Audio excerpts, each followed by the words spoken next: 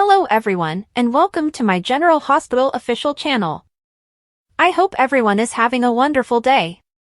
Before we begin, please hit the subscribe button and give this video a thumbs up. Sam's family was relieved to discover that her operation went well and she was recovering.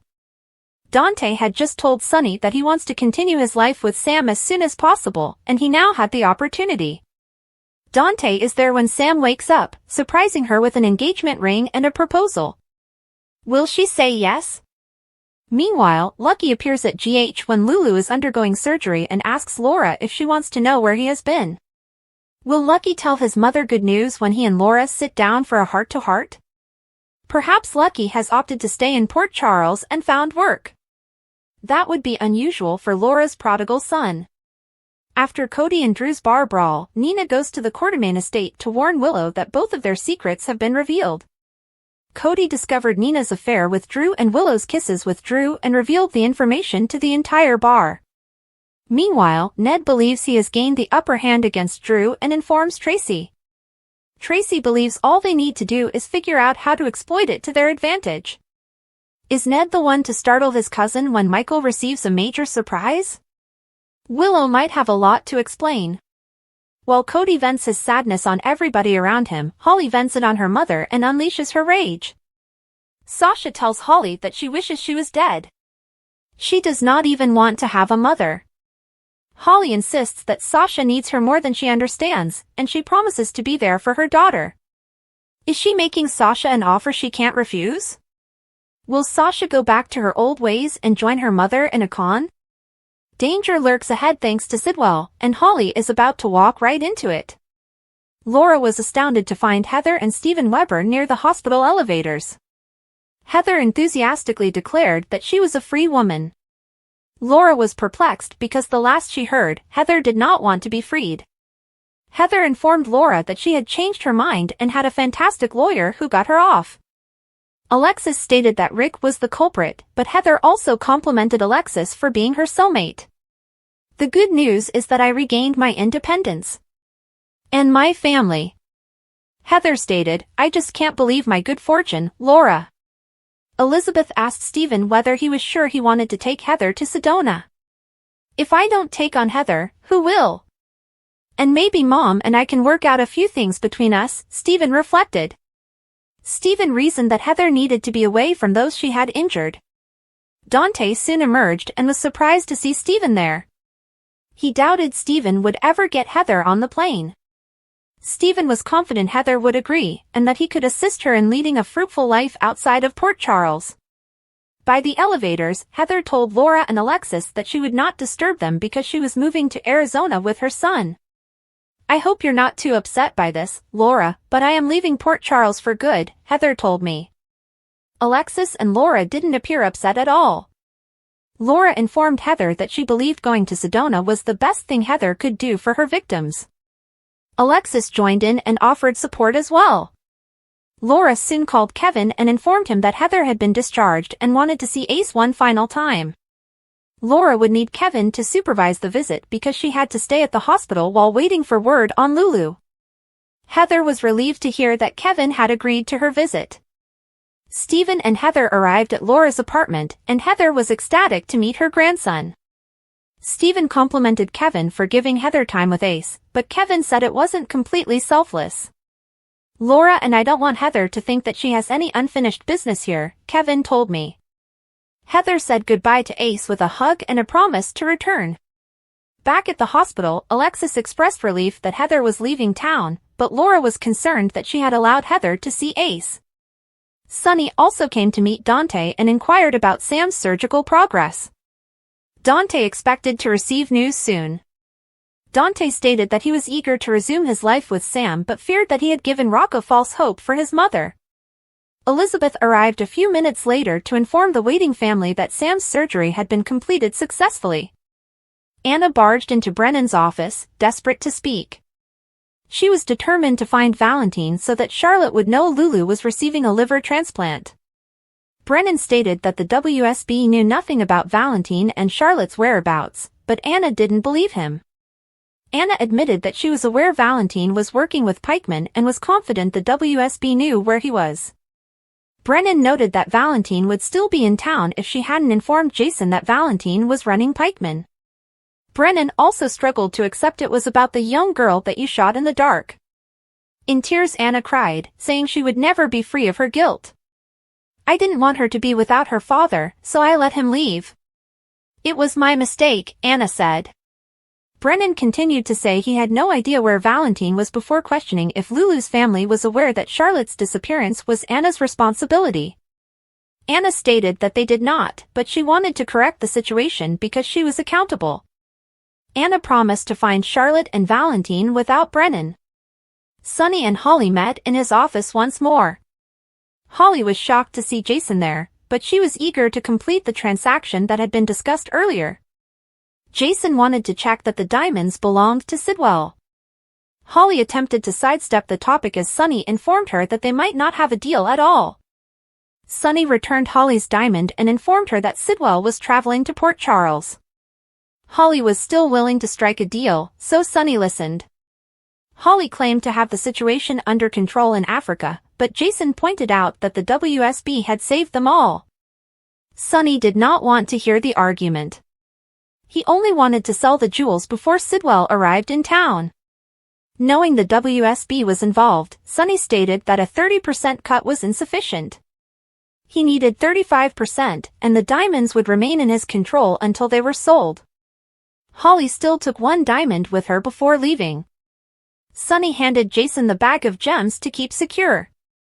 Anna met Jason at Pozzolo's to give him an update on Valentine.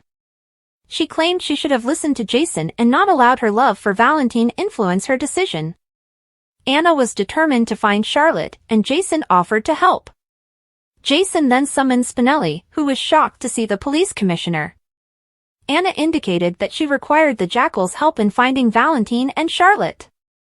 Anna reassured Spinelli that this was neither official police nor WSB business. Nina met with Drew at her office to share some news. We have a major problem, one that might cost you the election, he told reporters. Nina had statistics indicating that working-class voters thought a billionaire was out of touch with their concerns. Nina had an idea that she thought may help things. Nina insisted that Drew remove his dress clothes and put on something more casual to show voters a new side of Drew. We're going to go out there, have a couple of beers, and meet the everyman, claimed Nina. Drew didn't understand how this could be, given that he was raised in a group home and is a Navy SEAL veteran. Drew was unaware that his opponent had launched a slander campaign against him. Soaps.com has the most recent General Hospital spoilers from Monday, October 28th, through Friday, November 1st. Jason and Spinelli embark on a new mission, Michael is stunned beyond belief, and Willow makes a dangerous decision, plus, Dante confides in Sonny. Read on for more drama in Port Charles. General Hospital spoilers for Monday, October 28th. In today's recap, Cody gets drunk and airs Drew's dirty laundry, Heather swears she'll return, and Sam is out of surgery. In the stables, Cody leans his head against the wall, aiming his irritated expression skyward. Sasha lashes out. Drew takes a hit. Laura feels relieved. Anna attempts to repair a wrong. Jason and Spinelli embark on a new quest. Hot, hot, hot! Steve Burton and his girlfriend ratchet up the heat significantly. General Hospital spoilers for Tuesday, October 29th.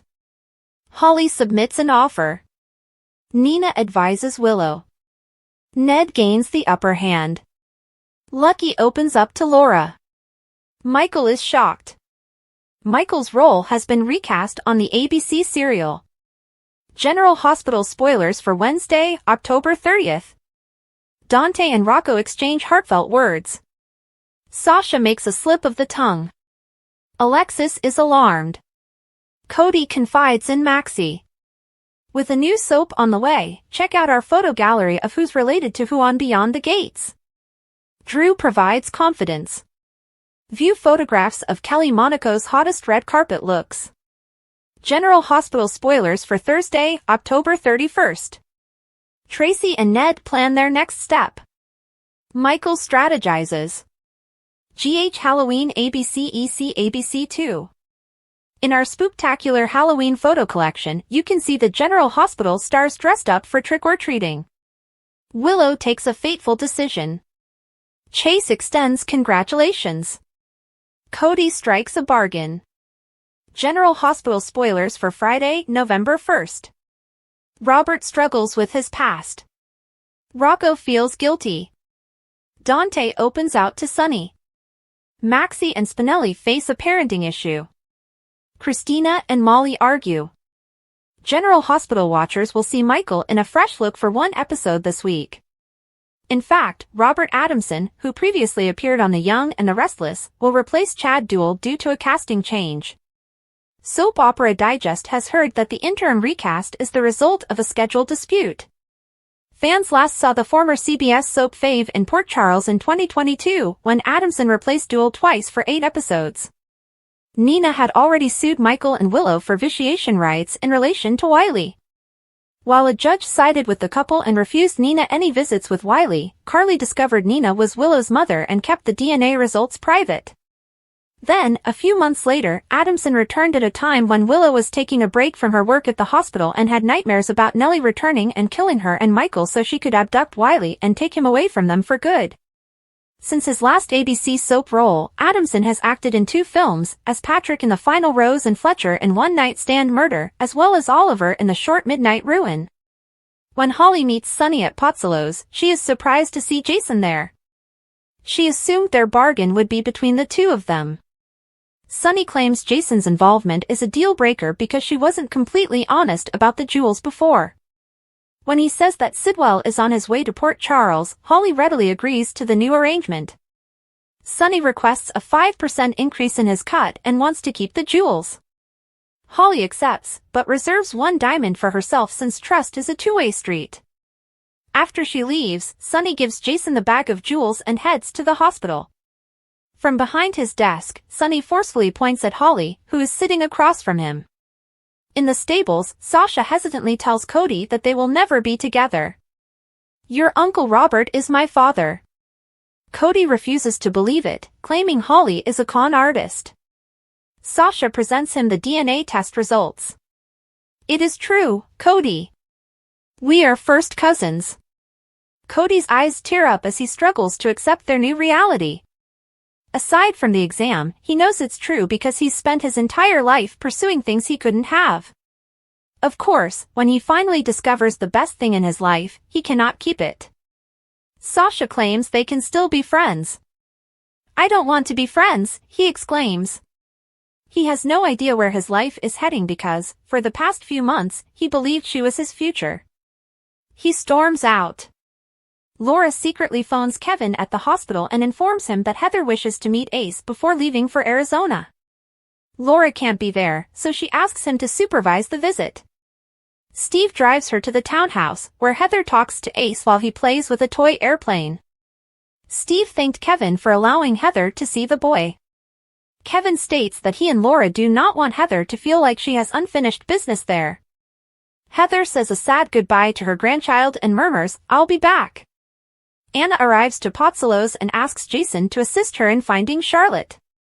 He summons Spinelli, who discovers Anna's suspicion that Brennan is assisting in keeping Valentine and Charlotte hidden. She needs the Jackal's help to track them down, off the books. He agrees to help. Anna felt she could rely on him since Jason trusts him with his life, and she trusted Jason with her own. Jason gives her a pensive look. A bag of diamonds lays on the table nearby. Sunny arrives to the hospital to support Dante, while Alexis informs Laura that Rick has gotten Heather freed. Elizabeth emerges to inform them that Sam has recovered from surgery and is now resting comfortably. At the stables, a concerned Sasha leaves a note for Mac. Holly arrives to face Sasha's fury. "You're dead to me." Sasha spat at her mother. Cody slumps into the Brown Dog bar and downs shots of tequila. Nina enters with a flannel-clad Drew. A fellow Navy SEAL welcomes Drew and invites him to join them in a booth. The bartender informs Cody that Drew appears to be a wonderful man. Cody slams another shot, recalling Sasha informing him about Drew's relationship with Nina and kiss with Willow. He stumbles to Drew's booth and aggressively requests a word. Drew stands up and advises Cody get some fresh air. Instead, Cody hits him and refers to him as a pompous bastard. He shouts for everyone to hear that Drew has been making out with his nephew's bride while banging her mother. Nina gasps in terror. Sam getting Lucas to perform her operation was like pouring salt into a wounded wound. Lucas' homecoming has left him feeling guilty over his sister's death at the hands of his own knife. Of course, Cyrus is suspected of playing a role in Sam's death, and General Hospital's own angel of death emerged unexpectedly on Friday's episode while the surgeries were taking place. Holly finally informed Robert the truth about Sasha, and I must admit he was much more composed than I had imagined. On the other side, Anna stated that this was the lowest thing she had ever done and encouraged her to leave town so that she could stop hurting Robert and Sasha. Holly got a pot meat kettle shot in there, pointing out that the double agent kept Robin away from Robert. Anna instantly responded, claiming that Robin was 5 when they met, not 20-something. In addition, she has always lied to Sasha about her father. Maxie made an excellent point with Sasha. Why would Holly lie about this? What kind of angle could she be playing? Thanks for watching. If you like this video, so please don't forget to subscribe my channel and don't miss any update.